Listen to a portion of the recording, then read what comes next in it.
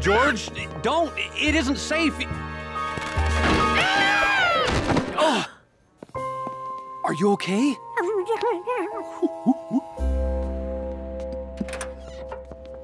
George always wanted to ride in an ambulance, but he couldn't really enjoy it. At the hospital, Dr. Baker decided they needed to see George's leg bone by taking an X-ray.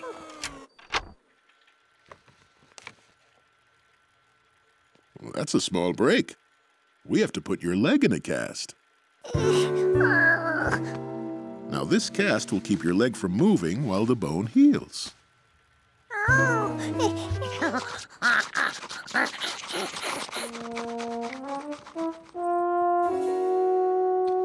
He also helped with those itches that George couldn't reach.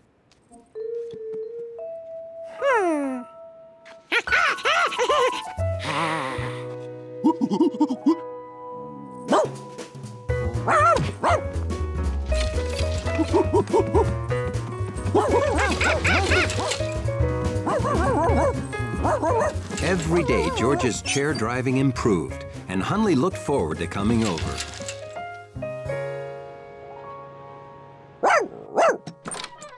Good morning to you too, Hundley.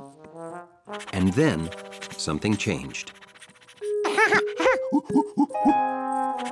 Remember, use the crutches, don't step on your cast, and be a good little monkey and dachshund. They taught George to use the crutches in the hospital. But he needed practice.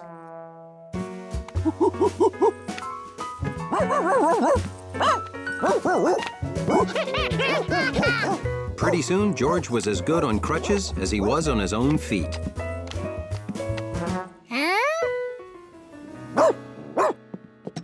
And as soon as he got really good... Good news, Hundley. George is allowed to walk on his cast now.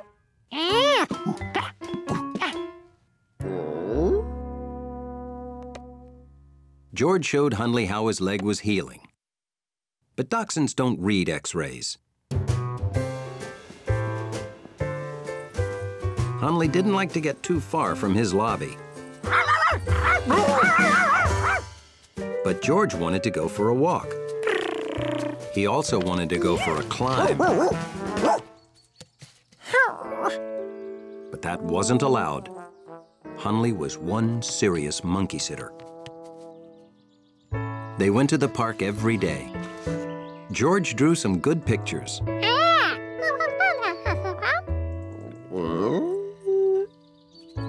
And Hundley discovered he liked lying on grass and taking slow strolls with a monkey.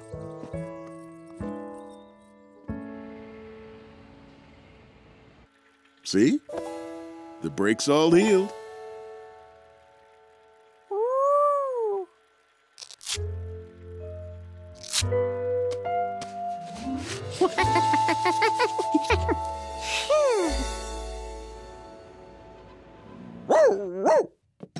Well, hello.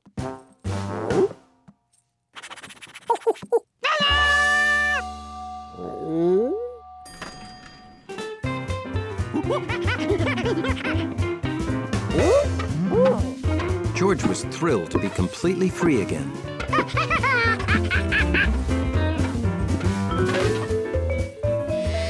Back to normal, I see. Good as new. Thanks for all of your help, Hundley. Guess you're back on lobby duty with me, boy. George wanted Hundley to come with him. But Hundley had a job to do.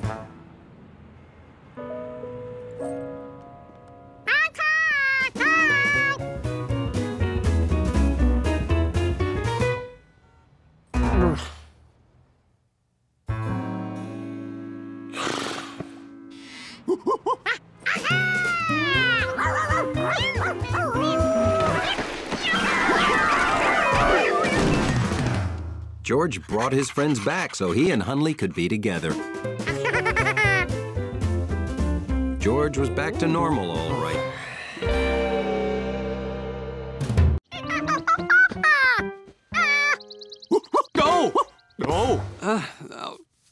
Good morning, George. I'm gonna sleep 5 more minutes, okay? No!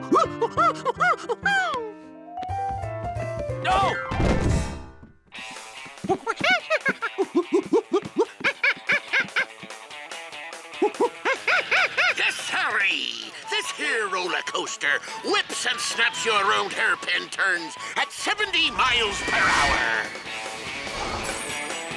So come on down to Zany Island and ride the Turbo Python 3000. That's Captain's orders. Arr! Everyone was excited about riding the Turbo Python 3000. Except the man with the yellow hat. He was afraid of roller coasters and remembered the first and last time he rode a roller coaster. It was so long ago, he was just the boy with the yellow hat.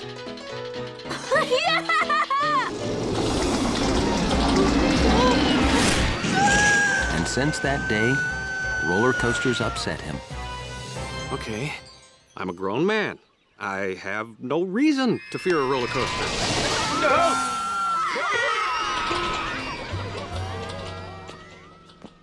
Enjoy the ride, George. Whew.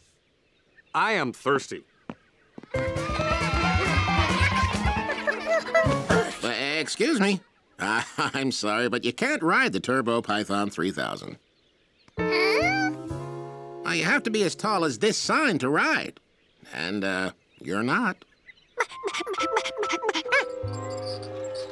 That's it, honey.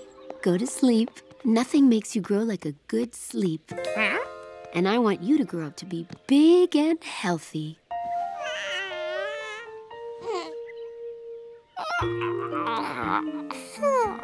All this growing made George tired. If sleep made you grow, he could do 2 things at once.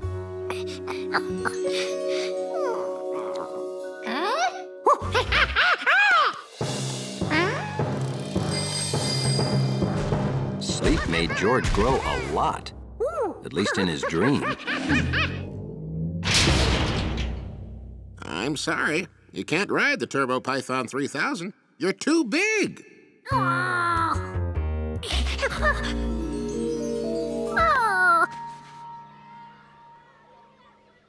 George didn't grow as big as he had in his dream, but he grew enough to be 5 licorice whips tall. My hat!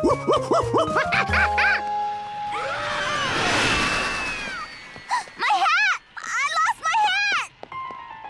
Seeing Betsy lose her hat reminded the man with the yellow hat of that fateful day. My hat! I lost my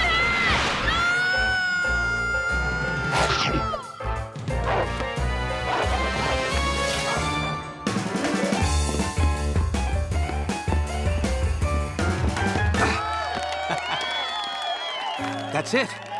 I'm not afraid of roller coasters. I'm afraid of losing my yellow hat. Your hat is safe, Betsy!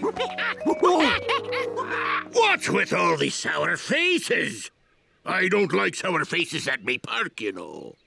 Oh, hi there, Captain Zany. You see, this monkey's too short to ride the Turbo Python 3000. Too short? Bah! He's not too short. Monkeys don't grow very big. That's why we have the... You must be this tall if you're a monkey side.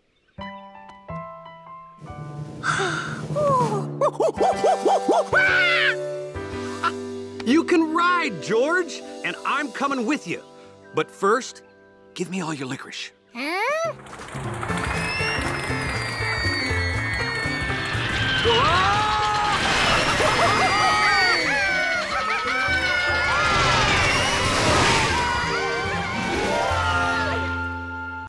How'd you enjoy the show, George? Aren't all the different breeds fascinating?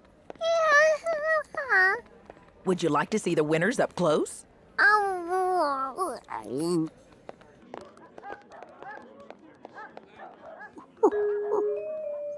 George got a big surprise. Because when he actually looked at the big ones and the small ones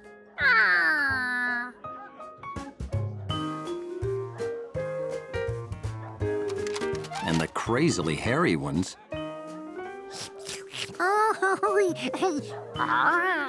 He thought the dog show was great.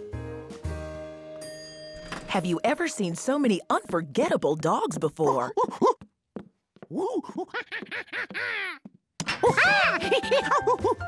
Okay. Well, it looks like you had fun.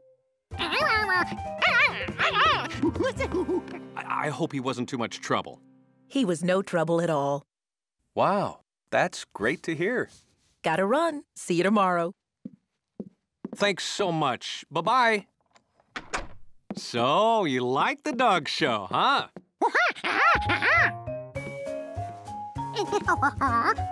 George wanted to tell the man about all the unforgettable dogs he saw.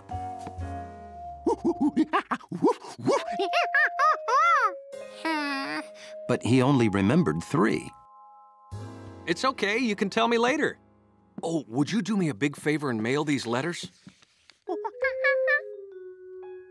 I made a sandwich if you're hungry. And when I'm done, I want to hear about all the dogs. George was afraid he wouldn't be able to tell the man more, because no matter how hard he tried, he could only remember 3.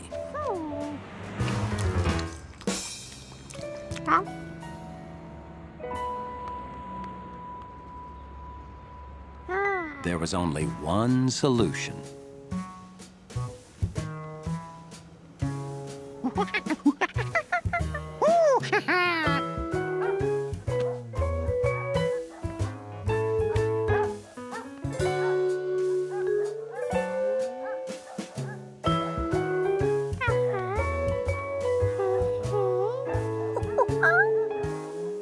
But no matter how many times George looked at those dogs, he couldn't remember more than 3. There was obviously no way a monkey could remember them all. Attention! Could I see the owners of the winners over here, please? Briskly! Briskly, briskly, briskly!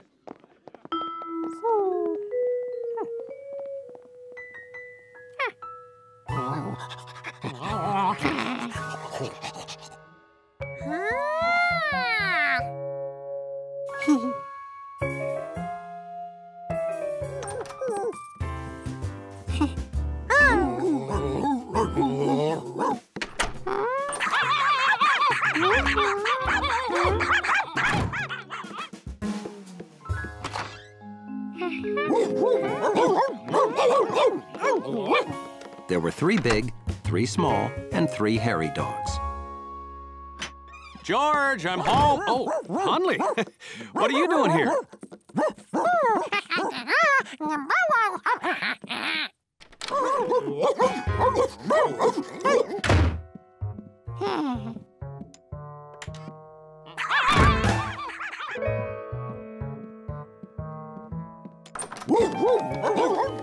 My new spread! George, there are like 20 dogs in here.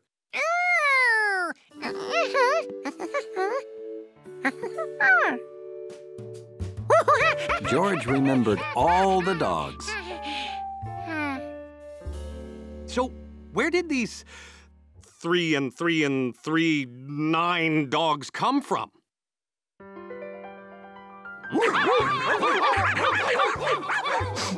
I'm just so happy they're all back and all safe. Well, everyone's back where they belong. Huh? Hundley!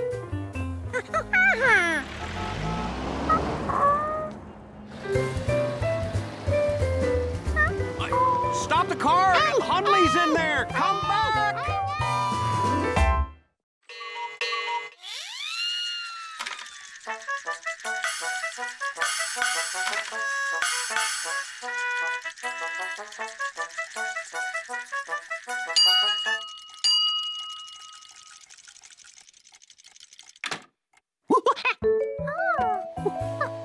So, what do you think? Very impressive.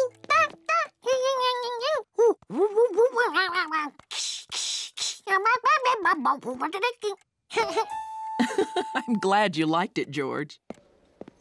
Oh, we should go. The rocket presentation is starting soon. Are you coming with us, George? Or do you want to stay here and watch the clock? Well, if it's okay with Professor Wiseman, it's okay with me. Now, if you want to see the little people play again, move the minute hand once around to 12. Have fun.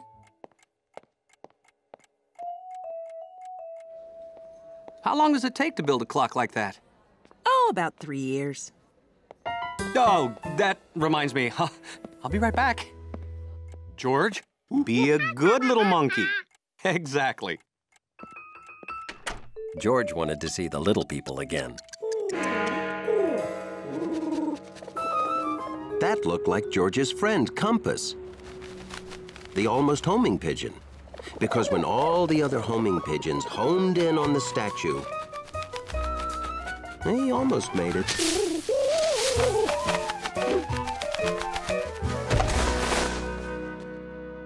It was Compass, all right.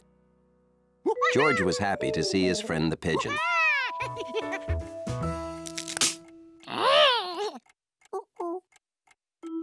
He couldn't fix the minute hand, and that's what made the little people play.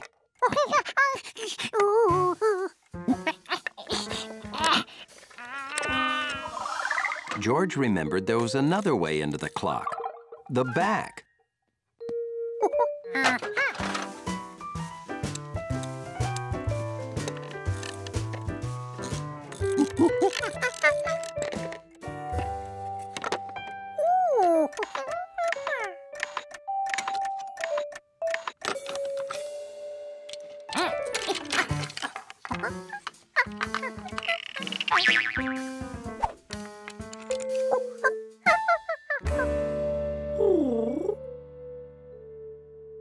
When you take something apart,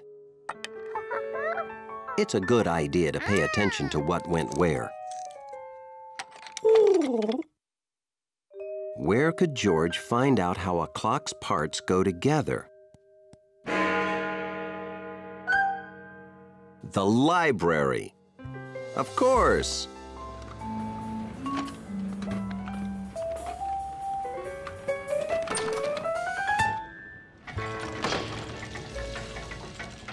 He hoped studying the big clock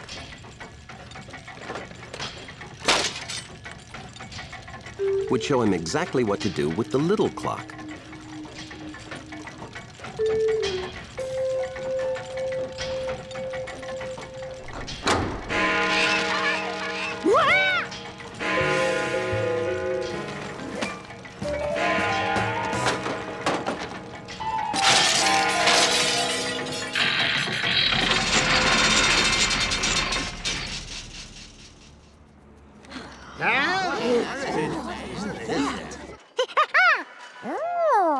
George was glad that noise had stopped.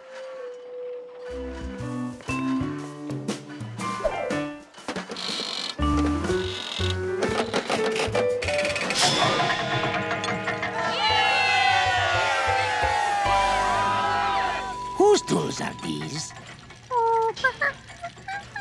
Okay, and this goes there. Now, you see? What a beautiful clock. Did you make it?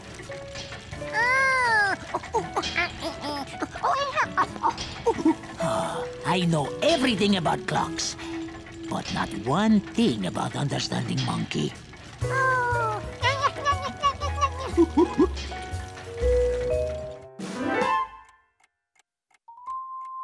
George, how did this heavy metal toolbox get so...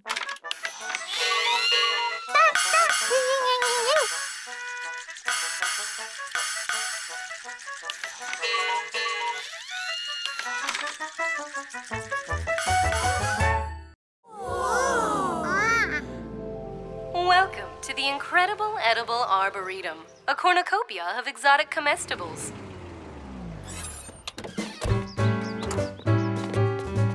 Blueberries! Orisha! Blueberries are my favorite bush-based fruit. Come on, George.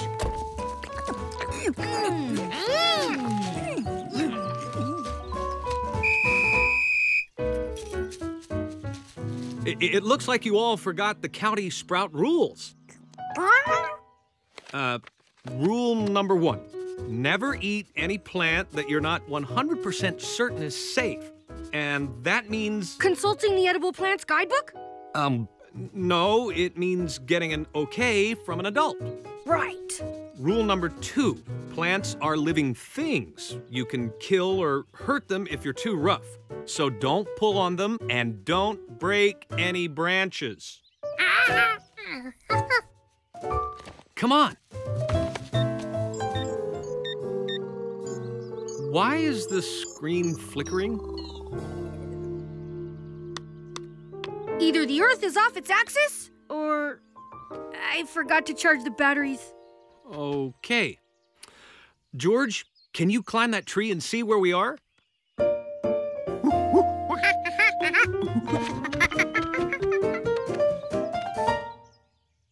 And Bill, where are you going? Don't worry, I've got my handy backup compass. This way, folks! Bill, a sprout never leaves the trail. That's rule number 3. Bill! Oh, our excitement's really growing, 'cause we don't know where we're going. In this direction, green. In this direction, a path.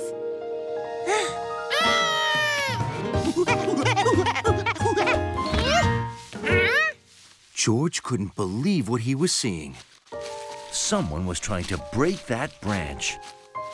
Somebody was not being a sprout.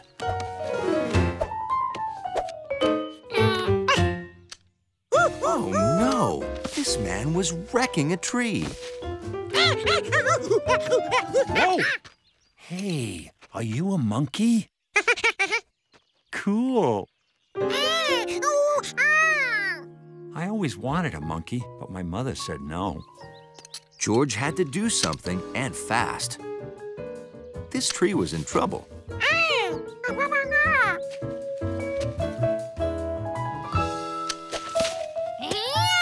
Hey, return the headgear, monkey.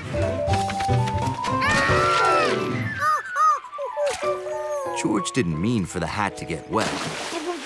Or the man. But George couldn't wait around. He had to check on that tree.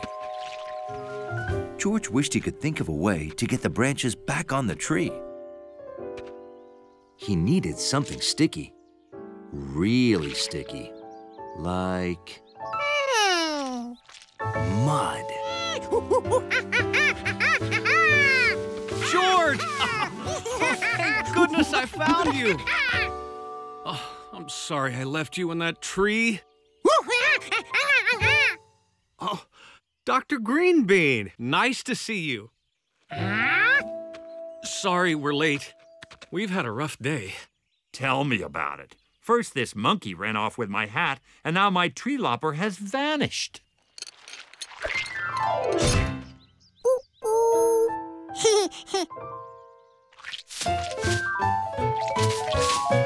Hey, what's going on? Who put mud on this? George?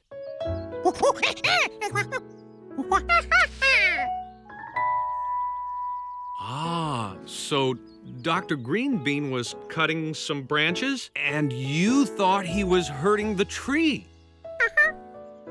Oh, you should have asked. Oh, wait, you're a monkey. Well, anyway, this is called pruning. You make a careful cut, and it doesn't hurt the tree at all. Hey, I got it! Mr. Sproutmaster? According to this, you're going the exact wrong... Wait, you're going the right way.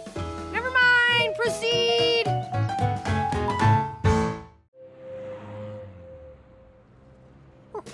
It was a perfect day for sitting on the balcony, drawing birds, eating grapes, and drinking juice.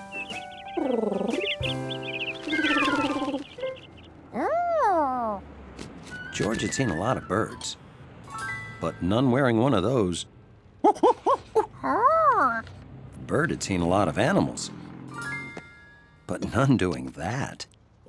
He wasn't going anywhere till he figured out what kind of animal George was.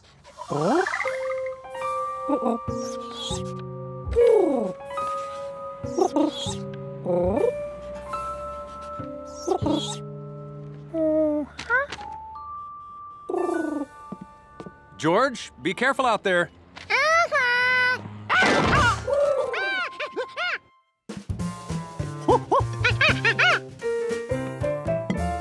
Hold on. Just because he came back here doesn't make this his home. Homing pigeons have special homes. Ah, that's the pizza. Wash up. George, he needs to go home. This just isn't a good home for pigeons. If that's how it had to be, then George would turn their home into a good home for pigeons.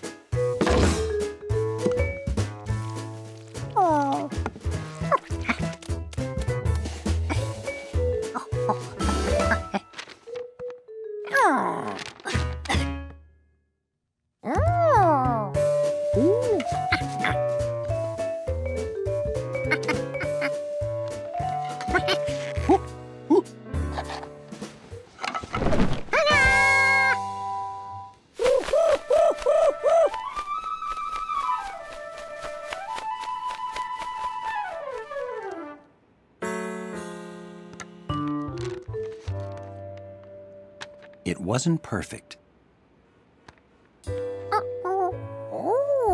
Yet.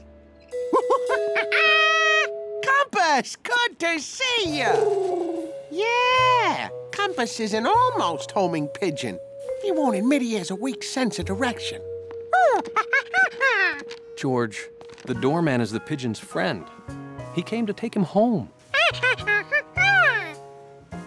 To his real home. Everybody, look who's home!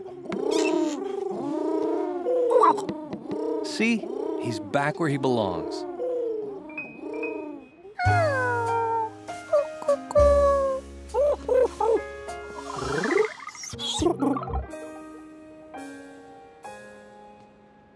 I bought it for birds to sit in, so you can draw them. Nice effort, George. But birds want to sit in a real tree.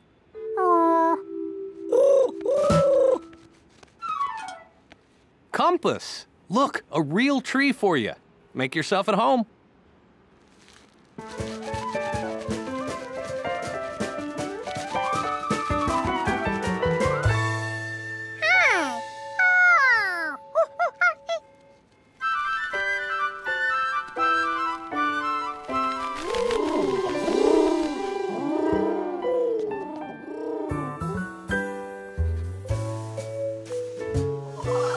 The pigeons still didn't know what George was, but he sure made a good tree.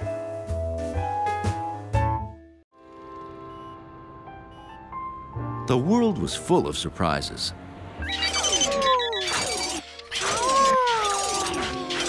But George never imagined anything like this. This was the museum's first robot exhibit. So, what do you think, George?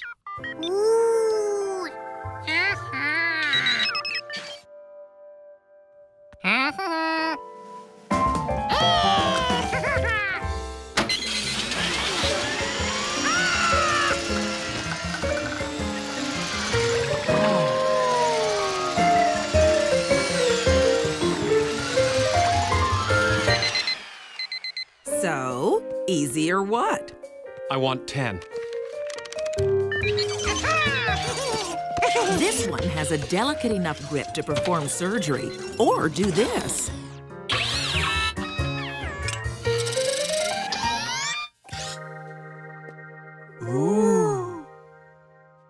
Now, over here are examples of what people imagined robots would be.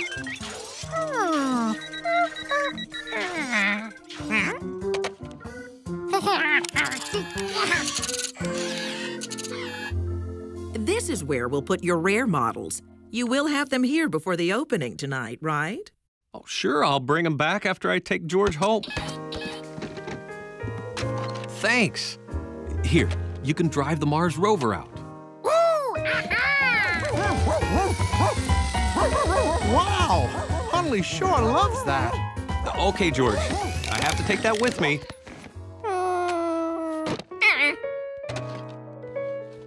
Thanks. I'll see you later.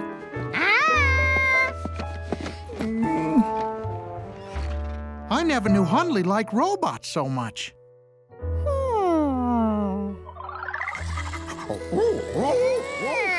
That's how George got the idea to make a robot for Hundley to play with.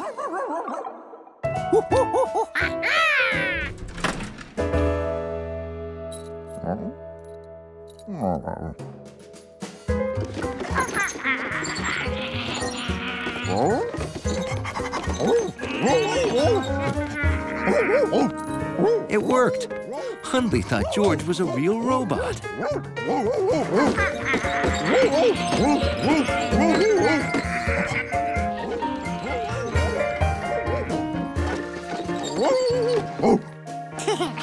Being robotic for a whole hour was tiring. George was ready to get out of that thing. But he didn't want to ruin it for Hundley by letting him see the robot wasn't real.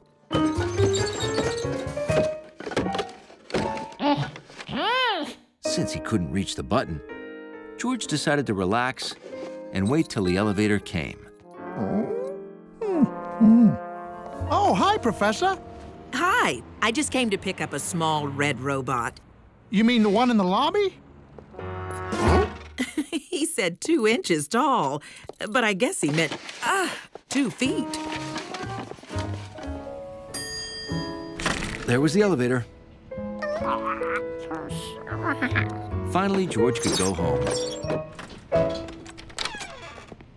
Uh-oh, I left it right here. Oh, no. Someone must have kicked it. Check the floor. I don't think you could kick that thing across the room. Oh, sure you could. It's only 2 inches tall. You mean 2 feet? I know the difference between inches and feet, Professor. There's a runaway robot upstairs. It's small, red, and says XF-17 on the side. You got the controls? What controls? It has no moving parts. George, Professor Wiseman brought you to the museum because she thought you were my XF-17. Yeah, your outfit's so good you almost ended up on exhibit. Hey, that's a great idea. Huh? We promised an XF-17 model. We never said it wouldn't be monkey-powered.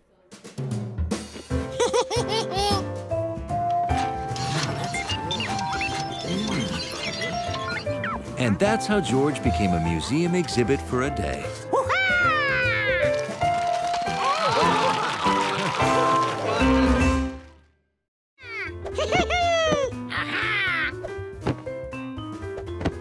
George was conducting an important experiment, testing the bounce factor of the living room furniture.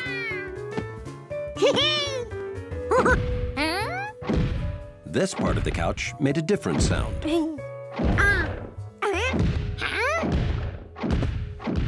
That wasn't the couch. It sounded big. It sounded heavy. And it came from up there.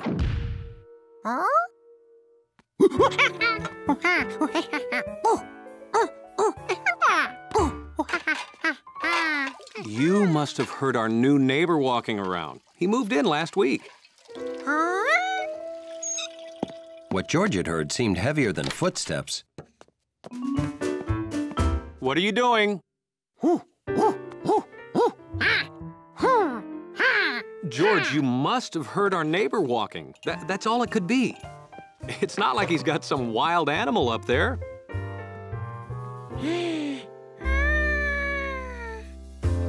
The man with the yellow hat lived with George, so why couldn't the new neighbor live with an animal? But what kind?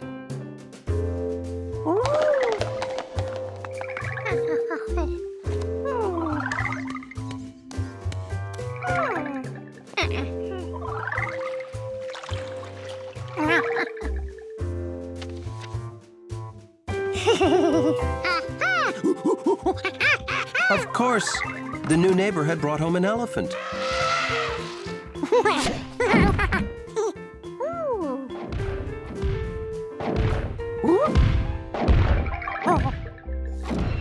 The man with the yellow hat had to hear this.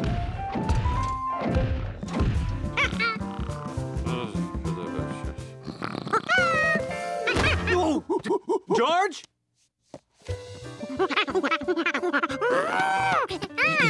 You dreamt about an elephant?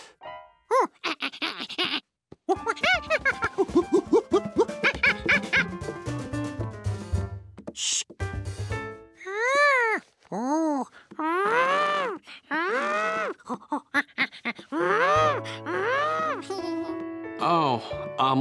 No more nature books before you go to sleep, George. They're obviously giving you strange dreams.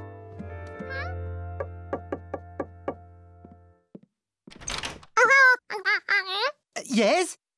Hi there. We're your downstairs neighbors, and... Oh, so nice to meet you.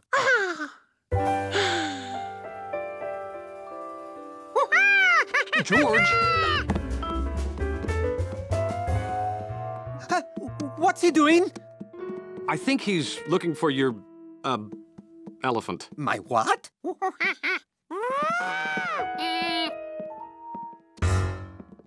Oh, we heard some loud sounds. Very loud sounds. Very loud. Oh, I am so sorry. Sometimes I get carried away working on my art. Art? I am an artist. I do murals. I mix my paint here.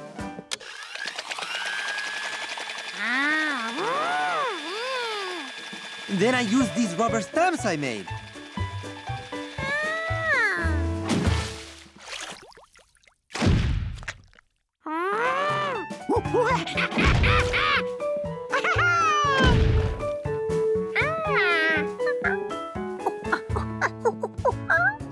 Here's one of my completed works.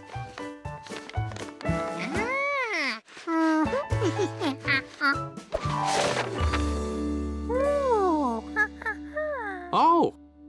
We also heard something like a bag of rocks dropping. Do you use rocks in your work? No. Oh, that was a bag of groceries. It fell off the counter.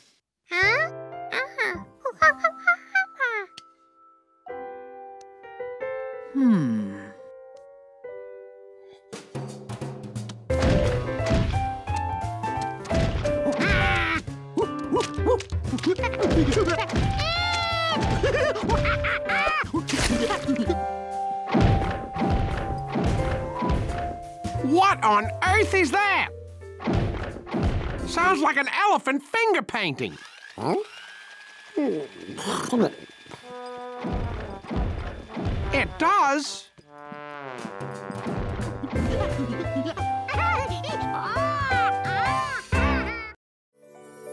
The man with the yellow hat's hat was special. But what made it so special? George, come on, it's time to go. When I put my hat on, I'm all ready to head out the door. What? Huh? What?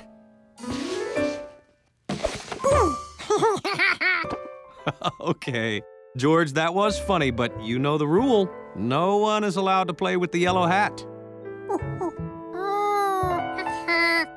George sure liked that yellow hat. What made the yellow hat so great?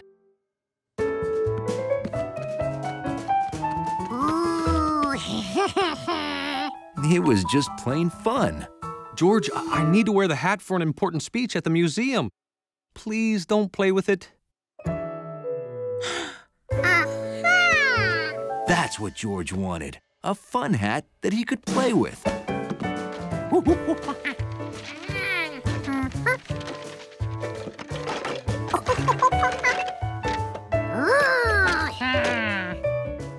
George wanted his fun hat to be more than just a normal hat. And in conclusion, blah-de-blah-de-blah, etc., so forth and so on. Well, that's some hat. And yellow.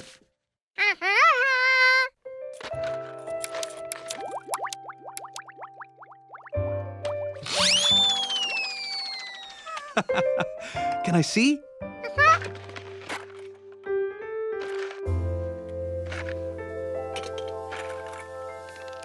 Oh, boy, this is one fun hat.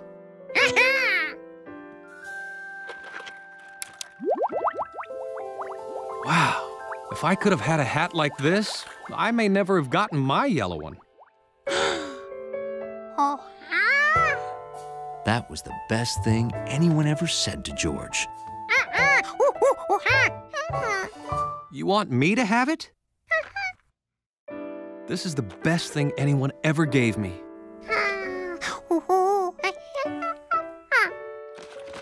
Oh, surprisingly comfortable. Oh no, I'm late. George, I've got 5 minutes to get to the museum for my speech. I have to make a good impression.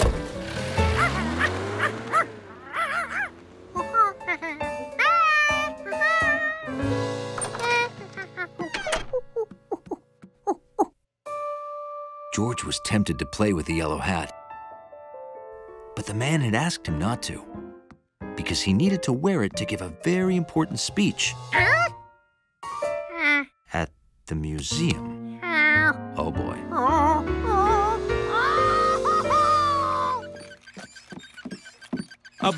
Professor Wiseman asked me to speak today about the scientific method.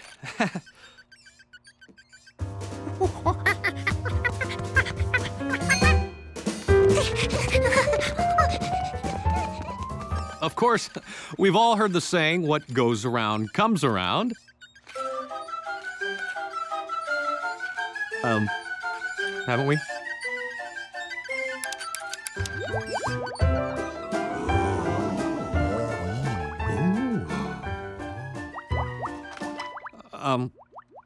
Did I say something wrong? No, continue. This is fascinating. Whoa, what's stuck to my hat? Oh!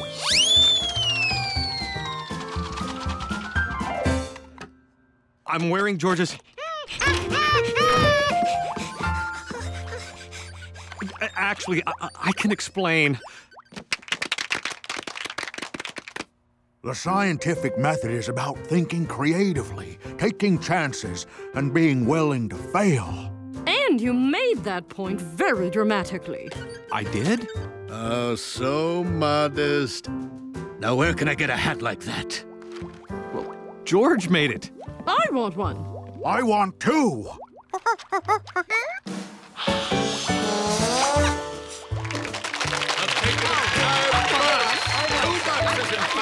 And that's how George got his picture on the museum wall.